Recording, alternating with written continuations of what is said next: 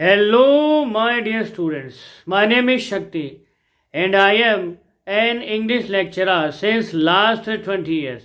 And today we will start poetry number 4, A Thing of Beauty from the book Flamingo.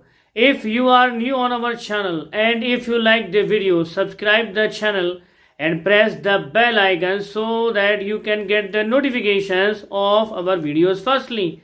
So without wasting a single second, let's start the poem A Thing of Beauty. Here is a brief introduction of John Keats has been given. Let's go through it. A Thing of Beauty. तो John Keats के बारे में लिखा है कि इनका जन्म 1795 को हुआ था और उनकी डेथ हो गई थी 1821 को। ये एक ब्रिटिश रोमांटिक कवि थे। हालांकि पेशे से इन्होंने ट्रेनिंग ली थी एज अ सर्जन, लेकिन बाद में जॉन कीट्स ने अपना सारा का सारा जीवन डिवोट कर दिया था एज अ पोइट और पोइट्री के लिए। तो कीट्स की राइटिंग का सीक्रेट ये है कि ये जो है ऑडियंस को, श्रोताओं को और अपने पाठकों को अपनी राइटिंग में बहा करके कहीं ले जाते हैं। और इनको एक तरह का गॉड गिफ्ट था कि दुनिया को ये अपने अंदाज में देखते थे और जो भी कुछ महसूस करते थे अपनी उस भावना को, अपनी उस मनोदशा को, मेंटल स्टेट को, इमोशंस को, फीलिंग्स को, उनके अंदर इतनी ज़बरदस्त काबिलियत थी कि वो उसे भाषा के रूप में, शब्दों के रूप में, पोइट्री के रूप में वो बयां कर देते थे। तो ये जो पोइट्री है ये ली गई है एंडीमियोन से, और एंडीमियोन एक ग्रीक लेजेंड है। तो एंडीमियोन जो है एक बहुत ही ब्यूटीफुल शेफर्ड था और माउंट लेटमोस पर रहा करता था। तो एक रात को इसे जो है गॉडेस सिंथिया का सपना आया, और उस सपने को देखने के बाद जो गॉडेस मून है सिंथिया, उसका सपना आया, और उस सपने में सिंथिया की ब्यूटी को देखने के बाद जो एंडीमियोन है उसका जो दिल है अपने काबू से बाहर हो गया। और उसके बाद जो है एंडीमियोन जंगलों की खाक छानता है, समंदर की गहराई नापता है सिंथिया को ढूंढने के लिए। तो यहाँ पर जॉन कीट्स ने अ थिंग ऑफ ब्यूटी को बहुत ही ज़बरदस्त तरीके से और बहुत ही काव्यात्मक तरीके से एक्सप्लेन किया है, जो आपको ना सिर्फ जॉन कीट्स की पोइटिक पावर से रूबरू करवाती है, साथ ही साथ अगर इस पोइट्री के गहरे मायनों को आप अगर समझ लेते हैं तो ये मान करके चलिए इस दुनिया में आप कभी भटकेंगे नहीं। एक तरह से ये पोइट्री टॉर्च का काम करती है।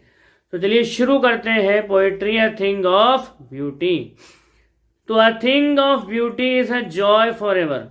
अगर आपके पास कोई सुंदरतम चीज़ है किसी भी रूप में, अगर आपके पास कोई सुंदरतम चीज़ है किसी भी रूप में, चाहे वो माँ की सीख हो, चाहे वो पिता की सीख हो, चाहे वो दादा दादी के संस्कार हो, चाहे वो नाना नानी की सिखाई हुई कोई बात हो, या किसी भी रूप में किसी भी प्रकार से कोई ऐसी सुंदरतम चीज़ जो आपके मन में है, तो वो सुंदरतम चीज़ आपके लिए क्या करेगी?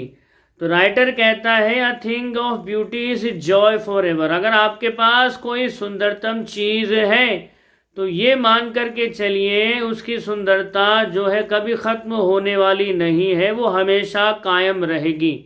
It's loveliness increases.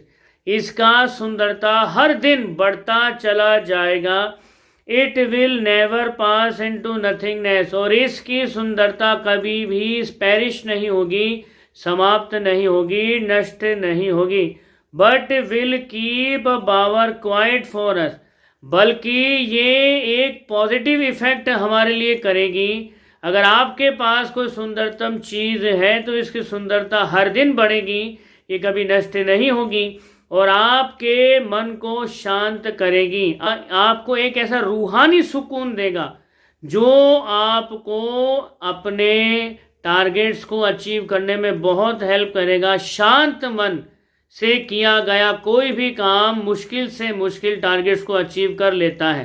तो अगर आपके पास कोई सुंदरतम चीज़ है तो ये आपके मन को शांत करेगी, कि जब आपका मन शांत होगा, and A sleep full of sweet dreams, जब आपका मन शांत होगा तो आपको बहुत मीठे मीठे सपने आएंगे नींद में, एंड हेल्थ, और जब आपको मीठे सपने आएंगे तो आपका स्वास्थ्य बहुत ही उत्तम किस्म का होगा, एंड क्वाइट ब्रीदिंग, और सही मायनों में आप अपने आप को एक जीवित इंसान कह पाओगे, एक ऐसा इंसान जो शांति और सुकून की सांस ले रहा है।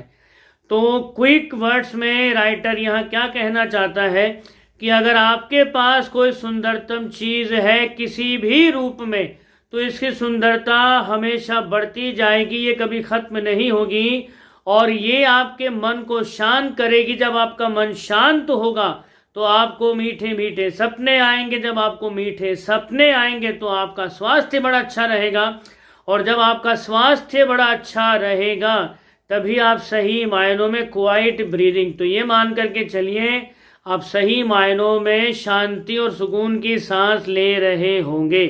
तो सबसे बड़ी सुंदरता तो इंसान के लिए है, वो है उसके शरीर का सेहतमंद और तंदुरुस्त होना। तो तंदुरुस्ती 1000 वरदानों के बराबर है। हर इंसान का अगर सेहत उत्तम किस्म का है, उन्नत किस्म का है, मतलब बहुत ही ज़बरदस्त वो सेहत का मालिक है, तो ये मान करके चलिए इस दुनिया के हर सुख, हर सुविधा, हर एक चीज़ को वो जो है हैप्पीली जो है भोग सकता है। तो किसी भी इंसान का सबसे पहले स्वस्थ होना, सेहतमंद होना सबसे ज़्यादा ज़रूरी है, और यही इंसान के पास होने वाली वो सबसे पहली सुंदरता है, जिस सुंदरता के होने से इस दुनिया में वो अपनी सुगंध को बिखेर सकता है, अपनी छाप को छोड़ सकता है। लेकिन इस सेहत को पाने के लिए आपका मन शांत होना बहुत ज़रूरी है, और आपके मन के शांत होने के लिए आपको कुछ ऐसा मोटिवेशन चाहिए, कोई ऐसा सीख चाहिए, कोई ऐसा संस्कार चाहिए कि आपके पास किसी भी रूप में शेप ऑफ ब्यूटी हो, चाहे वो नानी का दिया हो कोई सीख हो, दादी का दिया हो सीख हो, या दादा का हो, या किसी टीचर का हो, किसी मेंटोर का हो, कोई ऐसा गुरु मंत्र जिसकी सुंदरता, जिसकी सीख हमेशा आपको पॉजिटिव बनाए रखती है और आपको सही रास्ते पर रखती है। तो जब आप पॉजिटिव रहेंगे, दिल से खुश रहेंगे, मीठी नींद लेंगे, तो आपका स्वास्थ्य अच्छा रहेगा, और जब आपका स्वास्थ्य अच्छा रहेगा तभी आप सही मायनों में चैन की सांस लेंगे और अपने आप को एक तरह से एक जिंदा इंसान कह पाएंगे। क्योंकि इस दुनिया में इंसान तो बहुत घूम रहे हैं, लेकिन सारी जिंदा लाशें हैं।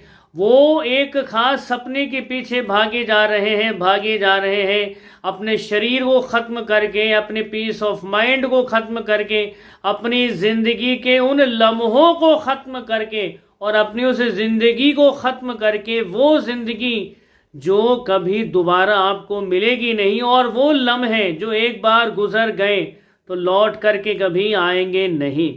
तो यहाँ राइटर सीधे सीधे पहले इसी चीज़ को पॉइंट आउट कर रहा है कि आपको सबसे पहले अपनी सेहत को बहुत ही अच्छा बनाना है, क्योंकि सबसे पहली रिक्वायरमेंट इस दुनिया में एक ही है कि आप सेहतमंद हो। अच्छा, उसके बाद राइटर आगे एक्सप्लेन करता है, therefore on every morrow are we wreathing, इसीलिए राइटर आगे कहता है कि इसीलिए हम लोगों को हर दिन प्रतिदिन अपने आप को बांध लेना चाहिए फूलों के उस बंधन में। अब ध्यान दीजिए, राइटर यहाँ कह रहा है हमको अपने आप को हर दिन फ्लावरी बैंड, फूलों के बंधन में बांधना है। अब फूलों का बंधन कोई बंधन नहीं होता, फूलों का बंधन यहाँ पर राइटर सिंबलाइज कर रहा है किसी ऐसी चीज से लगाव की तरफ, वो लगाव जो आपको इस दुनिया के सारे अंधेरे रास्तों से, इस दुनिया की सारी भटकन में भटकने से जो है बचा करके रखे। और फूलों का बंधन वो है जो आप किसी से जोड़ना चाहते हैं, किसी ने आप पर थोपा नहीं है। आप अपनी माँ से प्रेम करते हो तो ये प्रेम आप पर किसी ने थोपा नहीं है, ये वो फूलों का बंधन है। जब जब आप दुनिया के किसी रास्ते में भटकने लगते हो तो आपको आपकी माँ की सीख याद आती है, और यही सीख वो फूलों का बंधन है जो आपको भटकने से रोक लेता है। ये सीख चाहे आपकी माँ की हो, चाहे आपके पिता की हो, या किसी बुजुर्ग की हो, या किसी गुरु की हो, या किसी अपने की हो, यही वो फूलों का बंधन है। वह यही वो प्रेम का बंधन है जो आपको बांध करके रखता है एक ऐसी जड़ से, वो जड़ जो आपको कभी भी गलत रास्तों पर भटकने नहीं देती है। तो राइटर यहाँ कहता है कि इसीलिए हम लोगों को हर दिन अपने आप को बांध लेना चाहिए अ फ्लावरी बैंड, उस फूलों के बंधन में, कि therefore on every morrow are we wreathing a flowery band to bind us to earth। तो इसीलिए हम लोगों को अपने आप को उस फूलों के बंधन से बांध लेना चाहिए। फूलों का बंधन मैंने अभी आपको बताया क्या होता है। तो हर दिन हमें अपने आप को फूलों के उस बंधन से, सुगंधित, मधुर और कोमल और भावनाओं से भरे हुए उस फूलों के बंधन में बांध लेना चाहिए। वो बंधन जो हमको हमारी जमीन से बांध करके रखे, हमें हमारी जमीन से जोड़ करके रखें। जब हम हमारी जमीन से जुड़ जाएंगे तो हम इस दुनिया के भटकाव में, भटकन में कभी नहीं भटकेंगे। इस दुनिया के अंधेरे रास्तों में हम कभी भी खो नहीं पाएंगे अगर हम अपने आप को किसी प्रेम के बंधन में बांध लेते हैं तो। और हर दिन बांधना पड़ेगा, चाहे आप अपने आप को अपनी माँ की सीख के बंधन में बांधो, चाहे पिता के सीख के बंधन में बांधो, चाहे आप अपने किसी गुरु के सीख की बंधन में अपने आप को बांधो, किसी बुजुर्ग की सीख के बंधन में अपने आप को बांधो, या किसी महान शख्सियत या किसी आइडल के उन कर्मों या उन डीड्स को अपना आइडल बना करके आप अपने आप को उसका जैसा बनाने की कोशिश करने की सीख के बंधन में बांधो। तो आपको उस बंधन में अपने आप को बांधना ही पड़ेगा, क्योंकि जब आप अपने आप को उस फूलों के बंधन में बांधोगे तो वो बंधन आपको आपकी ज़मीन से जोड़ करके रखेगा।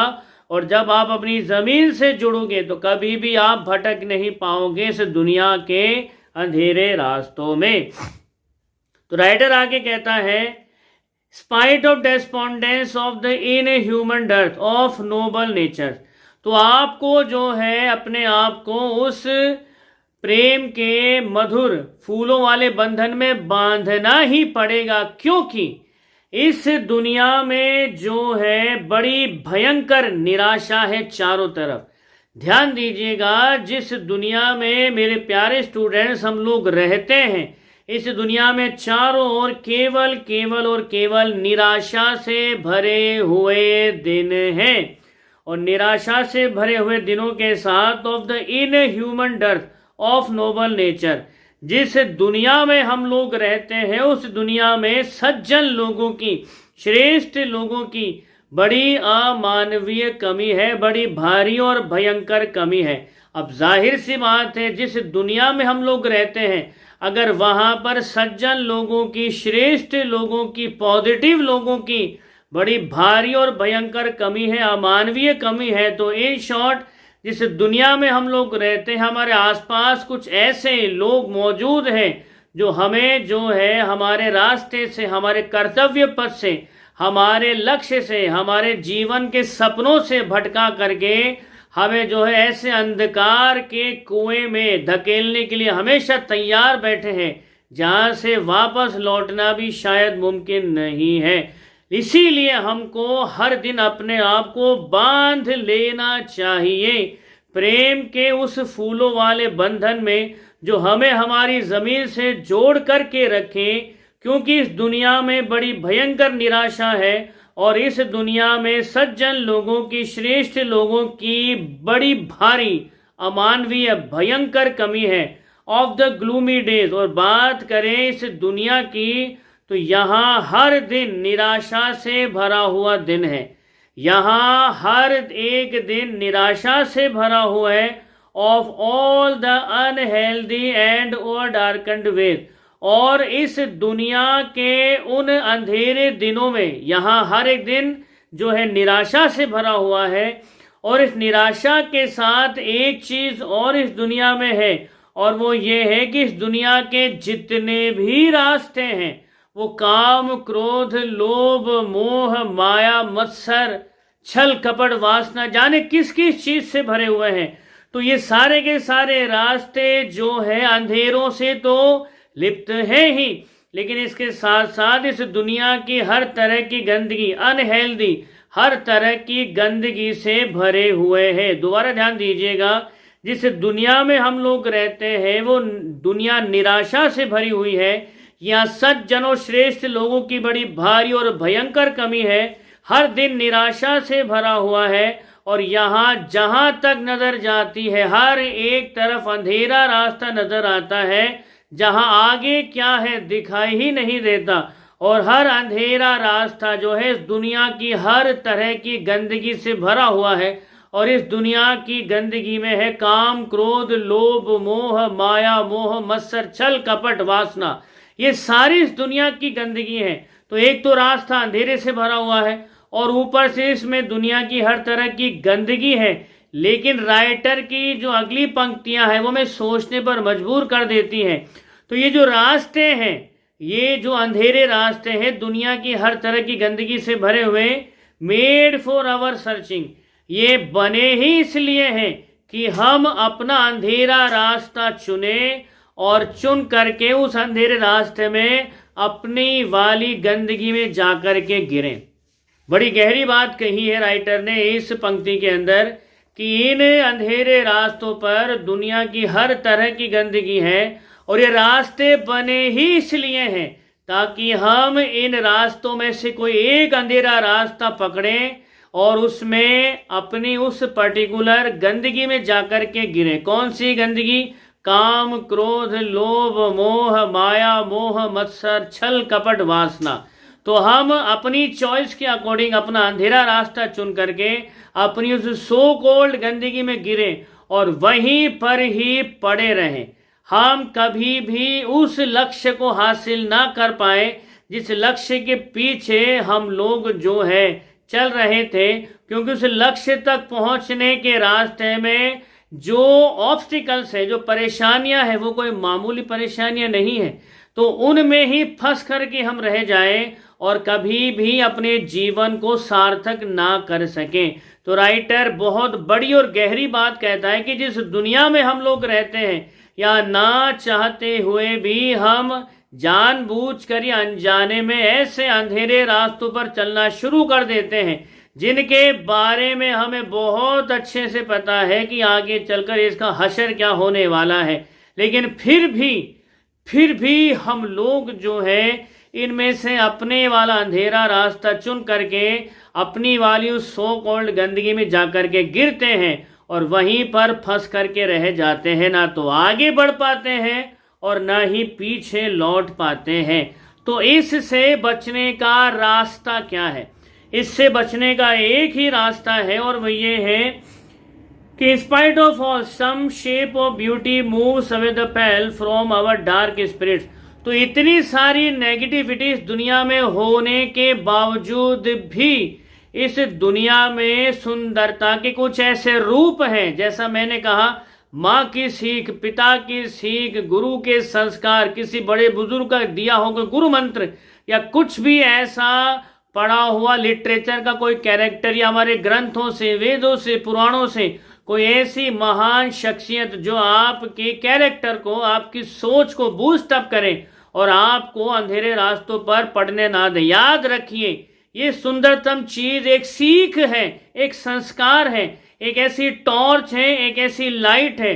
जब आप इस दुनिया के अंधेरे रास्तों में बढ़ते हो, ये तो चलना तो तय है आपको उस रास्ते पर, लेकिन ये टॉर्च उस अंधेरे रास्ते की सारी गंदगी को आपको दिखाती है ताकि आप उस गंदगी में फंसे बिना आगे चलते रहें और बिना किसी परेशानी की अपने लक्ष्य को पाले, जो भी आपके जीवन का लक्ष्य आपने बनाया है।